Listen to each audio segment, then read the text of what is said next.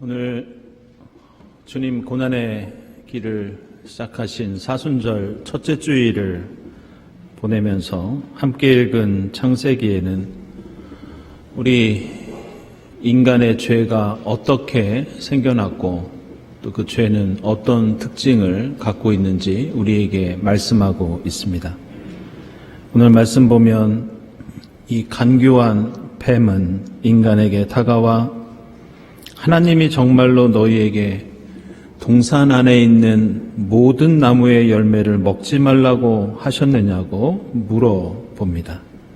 그리고 이 질문과 함께 인간을 유혹하기 시작합니다. 이 짧은 한마디의 질문에서 뱀은 벌써 우리 인간이 걸려들 수밖에 없는 몇 가지의 날카로운 죄와 불순종의 덫을 놓고 있는 것을 우리는 보게 됩니다. 그 첫 번째가 하나님의 이름입니다. 창세기 2장 16절을 보면 동산에 있는 선악과를 먹지 말라고 명령하실 때 하나님의 이름이 이렇게 나옵니다. 주 하나님. 히브리어로 하면 야훼 하나님 이렇게 나옵니다. 창세기에서 야훼라고 하는 신의 이름은 하나님께서 우리 인간 곁에 계시고 우리와 인격적인 관계를 맺으실 때 주로 등장하는 하나님의 이름입니다. 그에 반해 우리가 하나님을 그냥 하나님 이렇게 부르는 경우는 인간과 함께 하시는 분이라기보다는 저 멀리 하늘에 계시면서 말씀으로 세상을 창조하시고 우주 만물의 질서를 관장하시는 그런 하나님일 때 주로 야훼 하나님이 아니라 그냥 하나님 이렇게 기록합니다. 지금 뱀은 인간에게 야훼라는 이름을 빼고 질문을 시작하면서 이것은 하나님 내 곁에 지금 없으니 명령을 따르지 않아도 하나님 말씀 불순종해도 별 탈이 없을 것이다. 이런 의도로 그렇게 부르고 있습니다.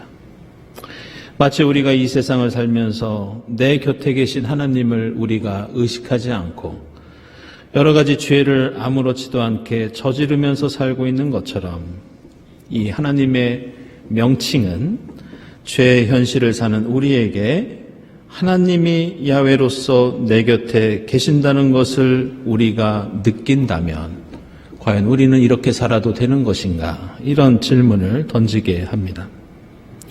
두 번째로 뱀은 질문을 하면서 정말로라는 말을 덧붙입니다. 이 정말로라는 단어는 뱀의 말을 듣고 있는 인간으로 하여금 하나님의 말씀을 의심하게 만들면서 하나님과 인간의 관계에 균열을 가게 만듭니다. 우리가 이 땅을 살아가면서 하나님의 말씀대로 사는 것이 정말로 가치 있는 일인가? 정말로 나에게 득이 되는 일인가? 정말로를 끊임없이 외치면서 우리가 이렇게 살고 있는 것은 오늘 창세기에서 뱀이 인간에게 던진 최초의 질문에서 비롯된 것이라고 말씀하고 있습니다. 세 번째로 뱀은 정말로라는 말과 함께 너희에게라는 말을 통해서 다시 한번 하나님의 말씀에 대한 진정성의 의문을 갖게 합니다. 창세기 2장 16절에서 선악과를 먹지 말라는 그 말씀을 들은 사람은 아담 한 사람이었습니다.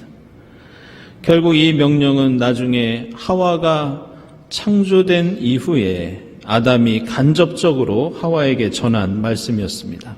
그런데 뱀은 여기서 너희에게라는 말을 통해서 정말 너희 둘 다 이 얘기를 들은 것이 확실한 것이냐? 정말 하나님께서는 그렇게 말한 것이 진짜일까? 이렇게 말씀에 대한 진위를 따지고 있습니다. 그리고 네 번째로 하나님의 이름을 생략하고 정말로와 너희에게라는 말로 흔들어 보다가 이제 드디어 하나님의 말씀을 교묘하게 왜곡하기 시작합니다. 창세기 2장 16절을 보면 야훼 하나님이 사람에게 명하시기를 동산에 있는 모든 나무의 열매는 내가 먹고 싶은 대로 먹어라. 그러나 오직 하나 선악을 알게 하는 나무의 열매만큼은 먹지 마라. 이렇게 말씀하십니다. 그런데 지금 뱀은 인간을 향해서 하나님이 정말로 너희에게 동산 안에 있는 모든 나무의 열매를 먹지 말라고 하셨느냐? 이렇게 물어봅니다. 생각해보면 만약 동산 안에 있는 모든 나무의 열매를 먹지 못하면 인간은 생명을 유지하고 살아갈 수가 없습니다. 그러나 뱀은 마치 하나님이 엄격하고 매우 인색한 신인 것처럼 모든 나무의 열매를 먹지 말라고 하셨느냐고 놀라워하면서 호들갑을 떨고 있습니다. 따라서 뱀은 지금 인간으로 하여금 하나님에 대해서 서운한 마음을 갖게 하고 무엇인가 억울한 마음을 갖도록 유혹합니다. 여자는 뱀의 이러한 왜곡된 질문에 대해서 하나님이 그렇게 하신 것은 아니라고 부인했지만 이미 이 여자의 마음은 흔들리기 시작했고 은연중에 하나님에 대한 불만을 표현하기 시작합니다. 오늘 2절을 보면 여자는 우리는 동산 안에 있는 나무의 열매를 먹을 수 있다고 말하면서 동산 안에 있는 모든 나무의 열매를 먹을 수 있다고 하지 않고 동산 안에 있는 나무의 열매라고 하면서 모든이라는 말을 생략합니다. 그러면서 3절에서는 여자도 뱀처럼 하나님을 야훼 하나님이 아니라 그냥 하나님이라고 부릅니다. 그래서 하나님을 이 대화에서, 이 자리에서 멀리 떼어 놓습니다. 그리고 하나님께서 하시지 않았던 말씀을 덧붙이는데 먼저 보면 선악과를 동산 한가운데 있는 나무다 이렇게 표현합니다.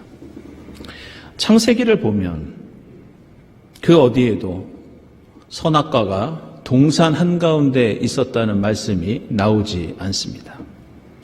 마치 여자는 동산 한가운데 이 나무가 있다고 말함으로써 내가 어딜 가더라도 저 나무가 눈에 보이고 나는 도대체 저 근처로 가지 않을 수가 없다고 불평하는, 마치 선악과를 눈에 거슬리고 발에 치여서 어쩔 수 없이 먹지 않을 수 없다는 식으로 불평하고 자신을 합리화시킵니다.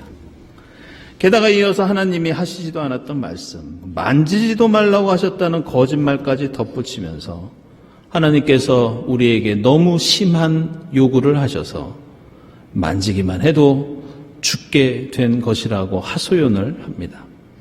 그러자 그 대답을 들은 뱀은 이때다 싶었는지 드디어 4절에서 똑같이 거짓말로 응수하기 시작합니다. 2장 17절에서 하나님께서는 그것을 먹으면 반드시 죽는다고 말씀하셨지만 뱀은 절대로 죽지 않는다고 하면서 반드시라는 말에 절대로라는 말로 하나님의 말씀에 정면으로 도전하고 있습니다. 그러면서 5절에서는 너희가 그걸 먹으면 눈이 밝아지고 하나님처럼 되기 때문에 하나님께서 너희를 견제하기 위해서 그렇게 말씀하신 것이라고 거짓말을 합니다.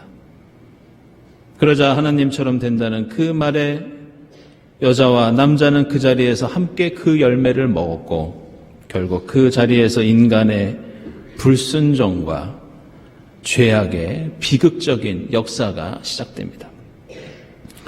이러한 죄의 유혹과 현실이 가지고 있는 특징은 오늘 우리가 읽은 마태복음서 4장에 나오는 말씀에서도 유사한 방식으로 드러납니다. 오늘 마태복음서는 예수께서 광야에서 40일 동안 금식하시면서 악마에게 시험을 당하시는 그런 내용입니다. 그런데 오늘 말씀 보면 이 악마는 창세기의 뱀처럼 계속해서 예수에게 정말로 너는 메시아가 맞느냐? 정말로 지금 내 곁에는 하나님이 계시느냐? 정말로 너는 고난받는 것이 억울하지 않느냐? 하나님의 말씀에 뜻을 더하고 빼고 조금씩 비틀면서 이 악마는 예수를 유혹하고 시험하고 있습니다. 지금 악마는 예수가 가진 메시아의 지위와 능력을 시험함으로써 예수와 하나님 사이를 이간질하고 있습니다. 예수로 하여금 당하지 않아도 되는 고난, 겪지 않아도 되는 굶주림, 얼마든지 누릴 수 있는 권력과 지위가 있다는 것을 알려줌으로써 예수 곁에 야훼 하나님이 정말로 계신 것인지, 예수는 정말로 하나님의 아들인 것인지 의심하게 합니다. 그리고 악마는 예수가 하나님 없이도 살 수 있고, 아니 오히려 하나님을 벗어나면 더 큰 영광을 누릴 수 있고 그 자리를 대신 차지할 수 있다고 유혹합니다. 결국 오늘 창세기에 나오는 인간이 저지른 태초의 불순종과 죄악, 그리고 예수께서 광야에서 악마에게 시험당하신 일들은 모두 비슷한 내용과 원리를 가지고 있습니다. 성경은 하나님의 말씀을 가리키는 히브리어 토라, 율법을 이런 뜻으로 새기고 있습니다. 화살을 쏘는 관역, 이런 뜻입니다.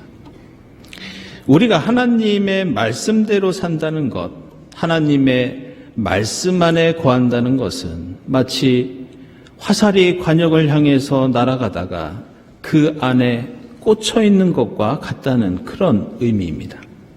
그리고 오늘 아담과 하와에서 비롯된 이 죄를 가리키는 히브리어 단어는 하타라고 하는데 그 뜻은 관역에서 벗어나다, 이런 뜻을 갖고 있습니다.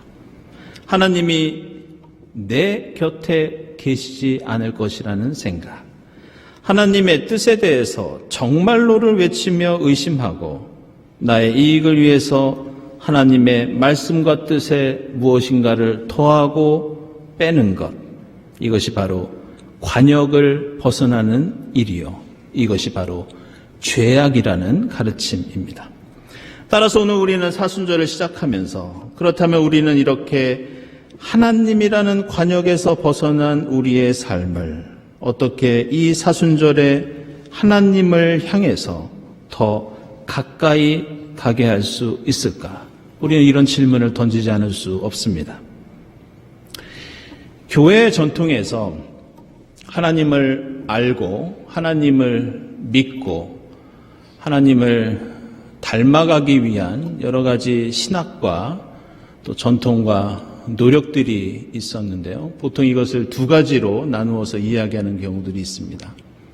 한 가지는 긍정의 신학, 긍정의 영성, 이렇게 부르는 것이고, 다른 하나는 부정의 신학, 부정의 영성, 이렇게 부르는 전통입니다. 긍정의 신학과 영성은 우리에게 하나님이 어떤 분이시고 하나님의 말씀에 그 뜻이 무엇인지 생각하면서 하나님을 닮아가고 하나님께 가까이 가는 것, 이것을 긍정의 신학과 영성이라고 부릅니다. 하나님은 사랑의 하나님이시고 우리에게도 서로 사랑하라고 말씀해 주셨기 때문에 하나님을 닮기 위해서, 하나님의 말씀을 따르기 위해서 우리가 열심히 사랑을 실천하는 것, 바로 이런 태도와 신앙이 긍정의 신학, 긍정의 영성입니다. 그런데 저는 이 사순절을 보내면서 교우 여러분들에게 평소에 소개하고 싶었던 그런 신앙의 태도가 있는데, 그것은 바로 부정의 신앙, 부정의 영성입니다.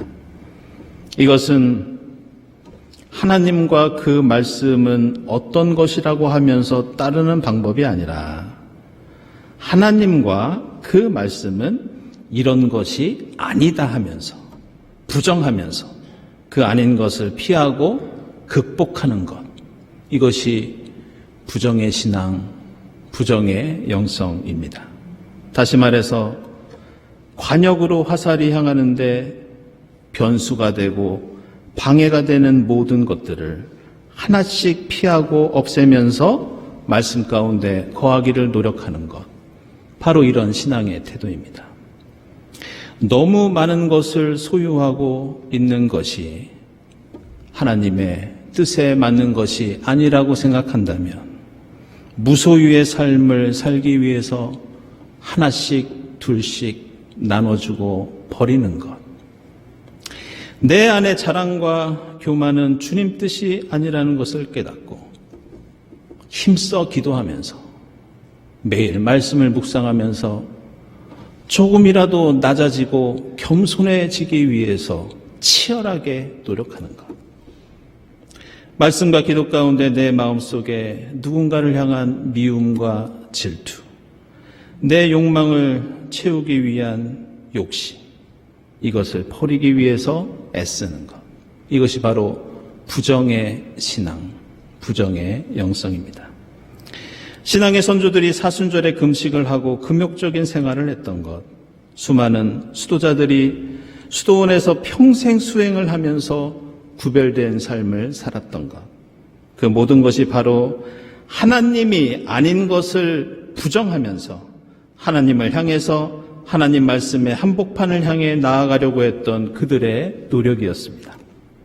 사랑하는 여러분, 이 사순절 다른 때보다도 더 깊이 기도하고 더 진실되게 말씀을 묵상하면서 하나님의 말씀에 한복판에 거하는 여러분이 될 수 있기를 바랍니다. 이 사순절 하나님의 뜻이 아닌 것을 부정하고 멀리하면서 오직 십자가에 달린 예수를 똑바로 바라보고 그 십자가를 향해서 나아갈 때, 이 사순절이 끝나고 우리가 부활의 주님을 맞이할 때 우리가 함께 하시는 임마누엘의 하나님을 모시고 함께 생명을 누리게 될 줄로 믿습니다. 기도하겠습니다. 하나님, 저희를 위해 그리스도 예수를 보내주시고 십자가에 죽기까지 은혜를 베풀어 주셔서 죽을 수밖에 없는 저희를 구원해 주시니 감사합니다. 사순절을 시작하면서 하루하루 주님이 아닌 것을, 주님의 뜻이 아닌 것을 버리고 부정하고 포기하면서 하나님께 가까이 가는 저희 모두가 되게 하옵소서. 예수 그리스도의 이름으로 기도드리옵나이다. 아멘.